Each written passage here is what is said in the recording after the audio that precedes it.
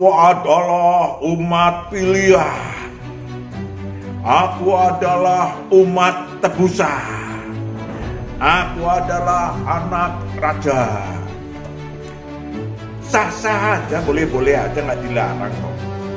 Cuman istilah-istilah yang terkait dengan kok kamu dibilang umat pilihan itu otoritas Allah. Dasarnya apa? Otoritas Allah. Itu yang banyak kemudian dijadikan tanpa dasarnya ada Alkitabiah, karena satu kata, satu kalimat menunjukkan demikian tanpa peduli kalimat yang lain seperti apa. Ya, berdasarkan pemahaman yang tidak sesuai dengan kebenaran ilahi. Mau benernya sendiri, mau menangnya sendiri. Kok membahayakan? Ya membahayakan lah. Gembala dengan roh kita, nanti Tuhan akan memberikan kebenaran, syarat-syarat perdamaian. Nama kata lain adalah Salam, saudaraku yang terkasih, kita jumpa lagi pada hari ini membahas tentang absintus yang meracuni pengertian tentang takdir. Tapi sebelum kita membahas, kita akan menyaksikan satu lagu pujian terlebih dahulu, saudaraku yang terkasih. Maukah kau jadi roti yang terpecah bagiku? Maukah kau jadi anggur yang tercurah bagiku? Maukah kau jadi saksi memberitakan Injilku? Melayani lebih sungguh.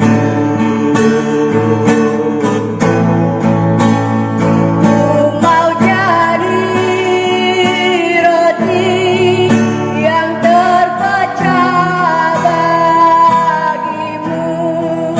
Aku mau jadi anggur yang tercurah bagimu.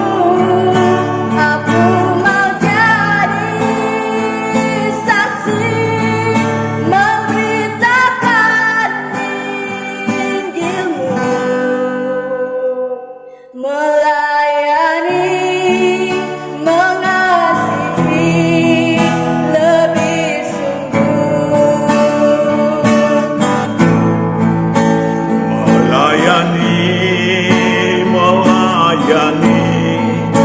lebih sungguh.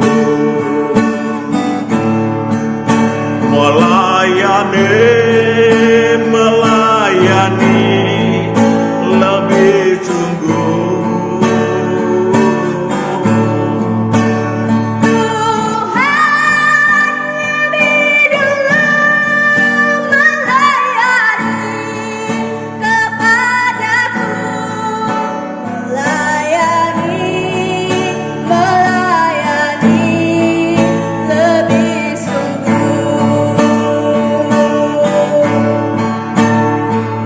Tuhan lebih dulu melayani kepadaku. Melayani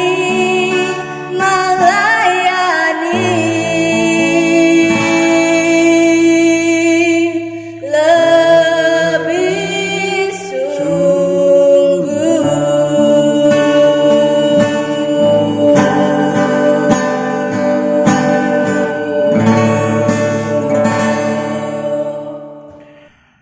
Saudaraku yang terkasih, kebenaran tentang takdir yang kita bahas sesi yang lalu banyak diserongkan iblis dan anak buahnya.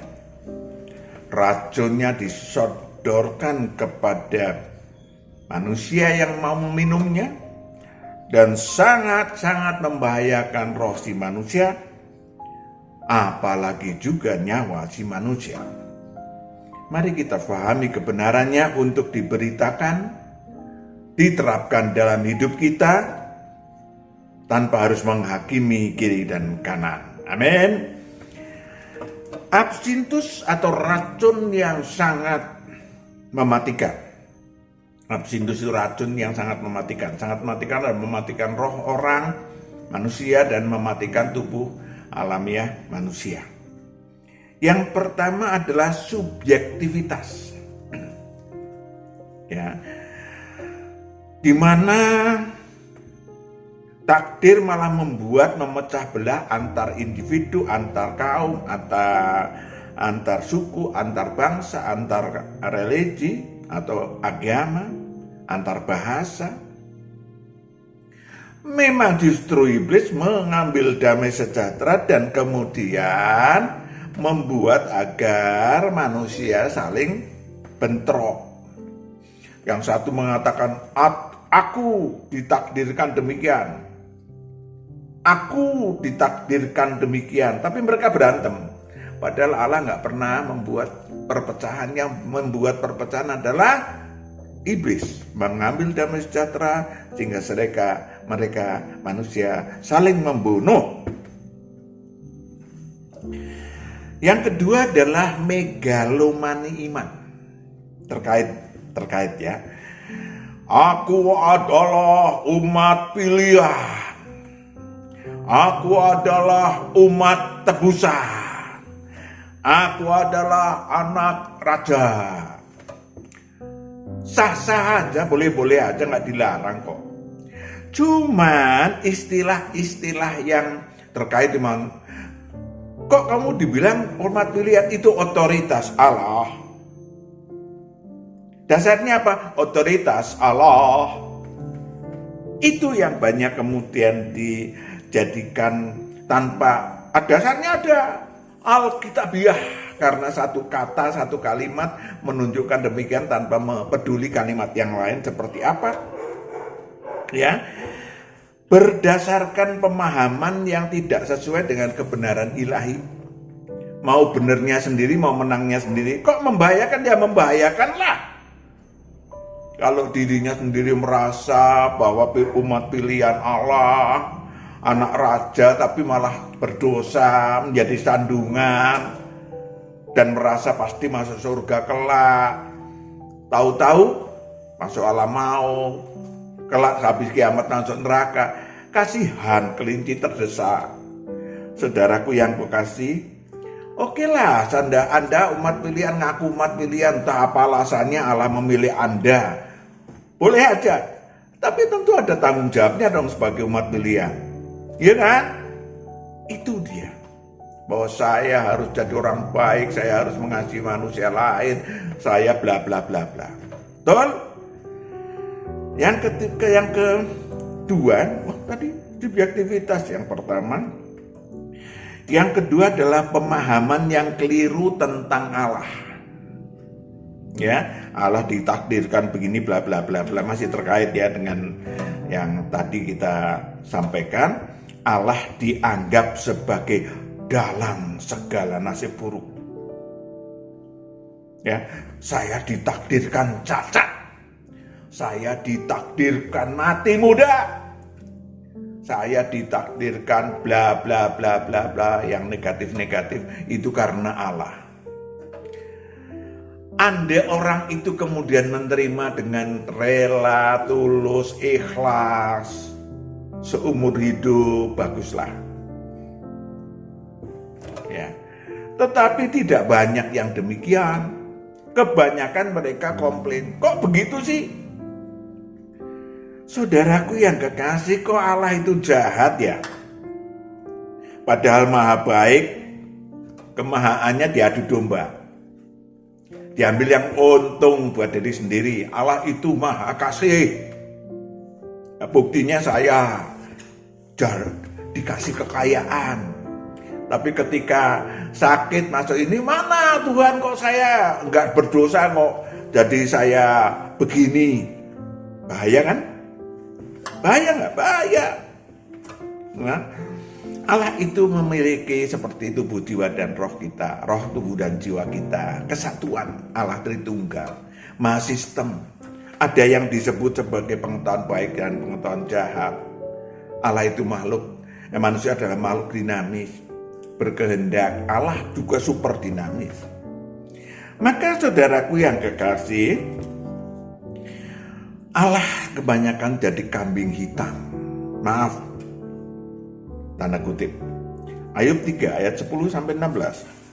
Ayub 3 ayat 10-16.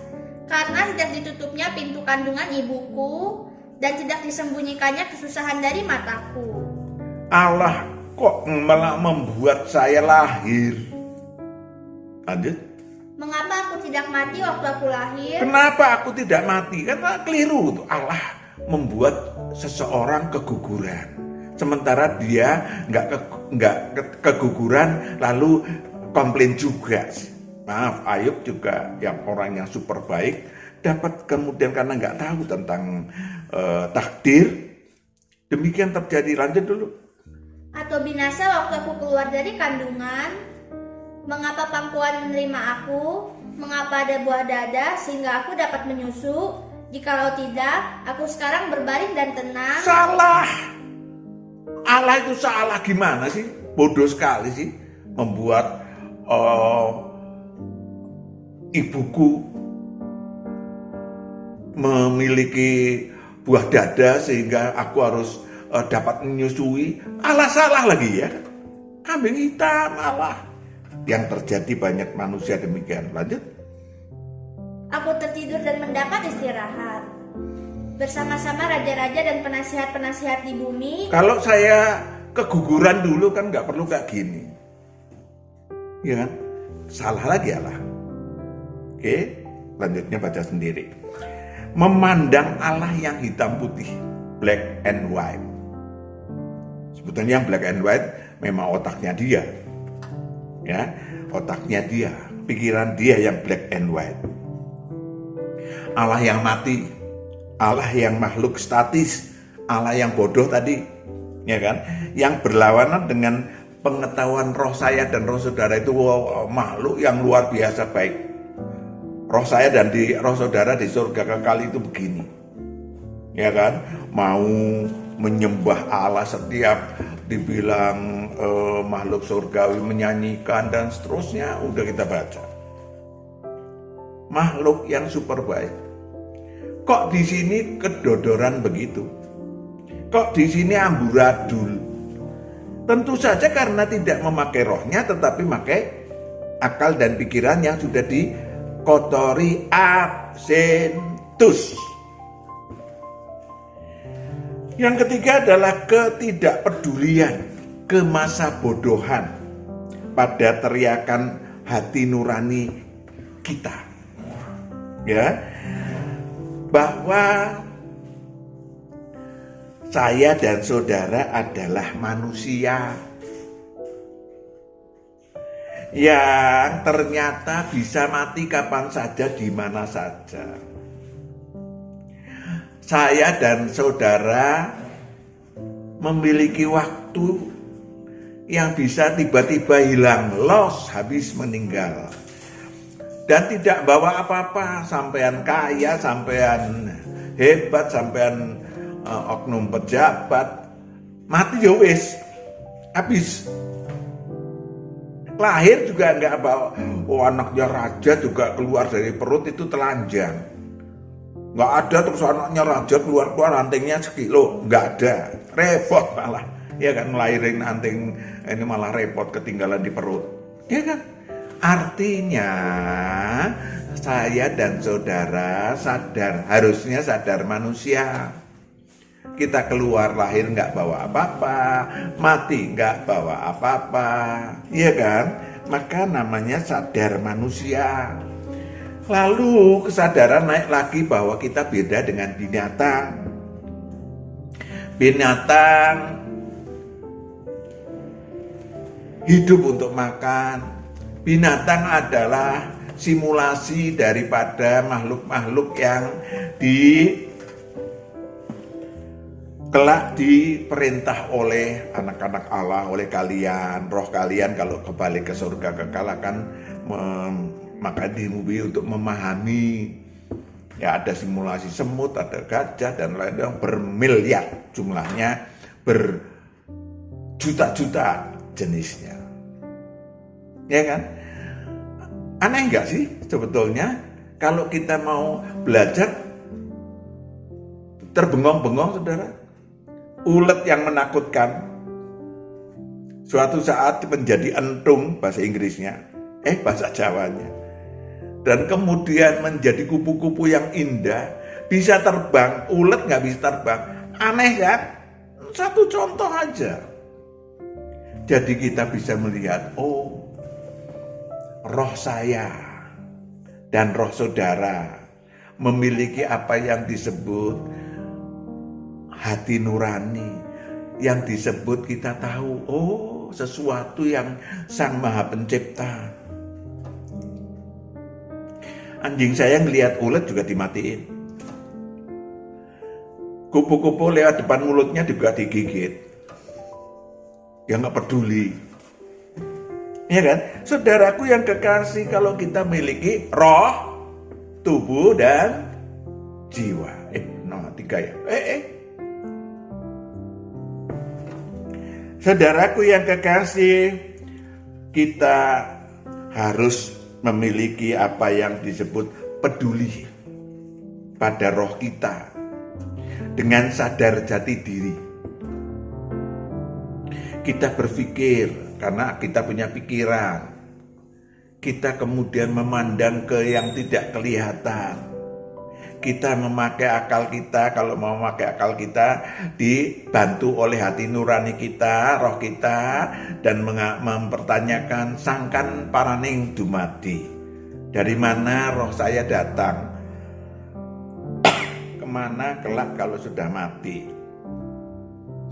Mencari tahu tentang tanah air ilahi, dan itu banyak. Mereka menganut atau berjuang melalui Taurat dan kitab para nabi masing-masing. Ibrani 11 ayat 13 sampai 16. Ibrani 11 ayat 13 sampai 16. Dalam iman mereka semua ini telah mati. Dalam iman mereka semua telah mati sebagai orang-orang yang tidak memperoleh apa yang dijanjikan itu. Yes, banyak yang nggak memperoleh apa yang dijanjikan. Kalau gambarannya adalah perolehan di bumi. Lanjut. Tetapi yang hanya dari jauh melihatnya dan melambai-lambai kepadanya, dan yang mengakui bahwa mereka adalah orang asing dan pendatang di bumi ini. Mereka adalah orang asing dan pendatang di bumi. Itu namanya sadar jati diri. Maka jika ada sangkan paraning dumadi, roh saya dan roh saudara adalah orang asing di bumi. Lanjut. Sebab mereka yang berkata demikian menyatakan bahwa mereka dengan rindu mencari suatu tanah air. Yes. Kalau saudara sadar jati diri, maka saudara rindu untuk mencari tanah air. Sesuai dengan Taurat dan kitab para nabi saudara, yang Taurat yang saudara anut. Kerjakan dengan tulus. Dan roh saudara mencari tanah air. Karena roh saudara dan roh saya adalah pendatang di bumi ini. Lanjut. Dan kalau sekiranya dalam hal itu mereka ingat akan tanah asal yang telah mereka tinggalkan. Tanah asal yang telah mereka tinggalkan. Maka mereka cukup mempunyai kesempatan untuk pulang ke situ. Itu dia. Anda mau pengen ke surga kekal, itu namanya sadar jati diri. Good. Maka Tuhan memberikan kesempatan. Amin. Oh, saudara bilang, saya orang pilihan dan segala macam ya tadi disisihkan. Lanjut. Tetapi sekarang mereka merindukan tanah air yang lebih baik, yaitu satu tanah air surgawi. Tanah air surgawi. Sebab itu Allah tidak malu disebut Allah mereka, karena Ia telah mempersiapkan sebuah kota bagi mereka. Iya. Halo. Sangat jelas. sangat jelas bagi roh saudara dan roh saya. Amin. Saudaraku yang kekasih, kita ini lalu punya tugas, sadar atau tidak sadar, yakni kita belajar pengetahuan yang baik dan yang jahat, di mana kita memilih yang baik dan mempelajari yang baik dan yang jahat, pengetahuan yang baik dan pengetahuan yang jahat tanpa teracuni. Di bumi kita belajar demikian. Kewan kagak, binatang kagak. Ya, saudara mau ngajarin kucing untuk perbuatan yang baik dan yang jahat, ya nggak bisa. Kalau ada ikan asin, ya diambil, dimakan walaupun punya siapa, nggak peduli. Saudaraku yang kekasih, contoh, ya. Ada hukum dosa dan hukum maut untuk manusia.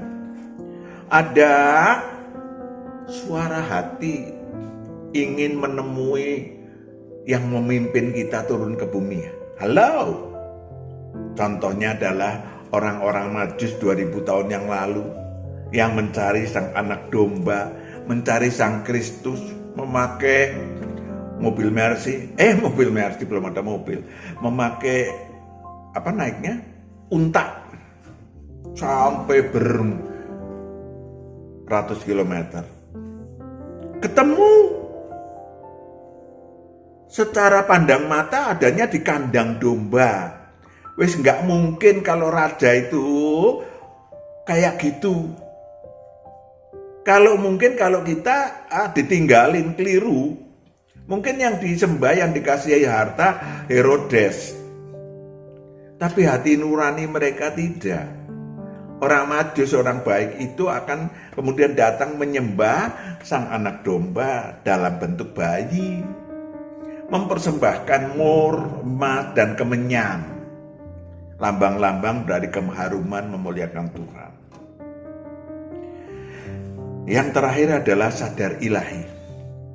Kalau sudah dua tadi dilampaui, akan naik advance, yaitu sadar ilahi, memperhatikan suara yang nurani untuk mengaktifkan empati pada manusia lain, mengasihi manusia lain, bahkan orang lain itu kemudian membenci kita, tidak peduli karena kita yang dibutuhkan sadar ilahi atas perintah Allah.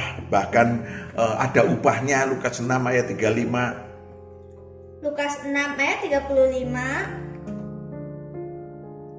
Tetapi kamu kasihilah musuhmu dan berbuatlah baik kepada mereka dan pinjamkan dengan tidak mengharapkan balasan. Maka upahmu akan besar. Dan kamu akan menjadi anak-anak Allah yang maha tinggi. Engkau akan menjadi anak-anak Allah yang maha tinggi, suatu cita-cita setiap roh manusia yang ada di muka bumi ini. Sebab ia baik terhadap orang-orang yang tidak tahu berterima kasih dan terhadap orang-orang jahat. Pernah lihat ya, saudaraku yang kekasih? Pernah lihat nggak bagaimana matahari bersinar? Pernah lihat nggak matahari itu menghindari matahari itu nggak bersinar pada rumah orang jahat? Pernah lihat nggak? Kalau ada orang jahat lewat, terus mataharinya bersinar, nggak disinari, pernah lihat nggak? Nggak ada. Itulah gambaran daripada kuasa dan keilahian Allah, ya kan? Maka kalau saudara kemudian sadar bahwa saudara punya cita-cita menjadi anak Allah tadi, saudara mulai mengasihi orang, saudara lebih banyak lagi kemudian rohnya diurus, tumbuh dan berbuah. Wow. Maka saudaraku yang kekasih, memang tugas kita adalah nanti menggapai cita-cita ilahi roh kita untuk menjadi anak Allah. Banyak sekali ya YouTube ilahi Pak Matius, tinggal dilihat ya, ada 208 lebih. Saudaraku yang kekasih, catatan, gak bisa hal-hal yang tadi sadar ilahi tanpa roh atau hati nurani. Nggak bisa. Hanya memakai akal dan panca indera nggak bisa. 1 Korintus 2 ayat 7 sampai 9. 1 Korintus 2 ayat 7 sampai 9. Tetapi yang kami beritakan ialah hikmat Allah yang tersembunyi dan rahasia, yang sebelum dunia dijadikan telah disediakan Allah bagi kemuliaan kita. Tidak ada dari penguasa dunia ini yang mengenalnya, sebab kalau sekiranya mereka mengenalnya, mereka tidak menyalibkan Tuhan yang mulia. Yes. Ya. Walaupun mereka beragama, tokoh agama Yahudi menyalibkan Tuhan yang mulia. Kenapa? Karena nggak tahu. Kenapa? Karena terselubung. Walaupun dia tokoh agama apapun, walaupun aktivis agama apapun, kok rohnya terselubung, maka harus datang kepada Kristus. 2 Korintus 3 ayat 14. 2 Korintus 3 ayat 14. Tetapi pikiran mereka telah menjadi tumpul, sebab sampai pada hari ini selubung itu masih tetap menyelubungi mereka jika mereka membaca perjanjian lama itu tanpa disingkapkan. Alkitab bisa dibaca. Saudara beli 50, 100 Alkitab agama apapun, ya kan? Saudara bisa baca. Tetapi apakah saudara bisa memakai kacamata ilahi? Roh saudara yang membacanya harus terbukakan selubung yang menutupi akal dan pikiran, sehingga roh saudara bisa memakai akal dan pikiran. Lanjut. Karena hanya Kristus saja yang dapat menyingkapkannya. Yes, lanjut. Bahkan sampai pada hari ini, setiap kali mereka membaca kitab Musa, ada selubung yang menutupi hati mereka. Ya, lanjut. Tetapi apabila hati seorang berbalik kepada Tuhan, maka selubung itu diambil daripadanya. Itu yang harus dilakukan oleh manusia yang ingin menindaklanjuti keinginan suara hati nurani, suara roh saudara. Ya kan? Sehingga saudara tidak pernah berpikir Allah maha jahat, Allah jahat, sepotong pun tidak pernah. Sekarang, yang lalu maupun kapan saja. Sehingga Allah tidak Anda pandang sebagai sewenang-wenang, yang otoriter, yang tidak adil. Dia maha adil, maha kasih, titik. Dan saudara harus memahami supaya apa? Supaya hidup saudara tidak teracuni oleh absintus yang disodor-sodorkan oleh iblis. Ya kan? Maka Allah akan datang kepada saudara. Manusia-manusia yang tulus, yang rendah hati, yang mencari kebenaran, contohnya orang-orang najis. Bukan kepada manusia yang punya pikiran jahat, yang penuh kesombongan, yang bebal, yang berkarakter borok, dan berkenajisan. Karena itu semua menghambat kebenaran yang datang kepada saudara. Banyak orang, haleluya, kalau dia Kristen, oh puji Tuhan. Matius 13 ayat 19 sampai 23, tetapi cuman sekilas wajah saja. Selanjutnya adalah bahwa ditekan oleh iblis sehingga terhoyong-hoyong hidupnya. Lanjut. Matius 13 ayat 19 sampai 23. Kepada setiap orang yang mendengar firman tentang kerajaan sorga, tetapi tidak mengertinya, datanglah si jahat dan merampas yang ditaburkan dalam hati. Yang ditaburkan, meracuni takdir yang difahami orang itu. Yang ditaburkan dalam hati orang itu, itulah benih yang ditaburkan di pinggir jalan. Lanjut. Benih yang ditaburkan di tanah yang berbatu-batu, ialah orang yang mendengar firman itu dan segera menerimanya dengan gembira. Benar Tuhan. Haleluya. Tetapi ia tidak berakar dan tahan sebentar saja. Apabila datang penindasan atau penganiayaan karena firman itu, orang itu pun segera murtad. Mana Tuhan? Mana buktinya? Dan itu membahayakan roh saudara, membahayakan nyawa saudara. Yang ditaburkan di tengah semak duri ialah orang yang mendengar firman itu, lalu kekhawatiran dunia ini dan tipu daya kekayaan duniawi menghimpit firman itu sehingga tidak berbuah. Jadi absintus itu bisa melalui tipu daya duniawi. Datanglah kalau kamu mau menyembah aku, kata Lucifer, maka engkau akan mendapatkan kekuasaan dunia, kemuliaan dunia, harta berlimpah. Ya, dan akan mati dan binasa. Tujuannya apa? Zakaria 13 ayat 7 sampai 8. Zakaria 13 ayat 7 sampai 8. Hai pedang, bangkitlah terhadap gembalaku agar menjadi pedang untuk membunuh sang gembala. Terhadap orang yang paling karib kepadaku, demikianlah firman Tuhan semesta alam, bunuhlah gembala sehingga domba-domba tercerai-berai, aku akan mengenakan tanganku terhadap yang lemah. Pembunuhan sang gembala tidak berada yang 2000 tahun yang lalu disalib, anak manusia disalibkan. Bisa terjadi pada diri Anda dan saya setiap saat.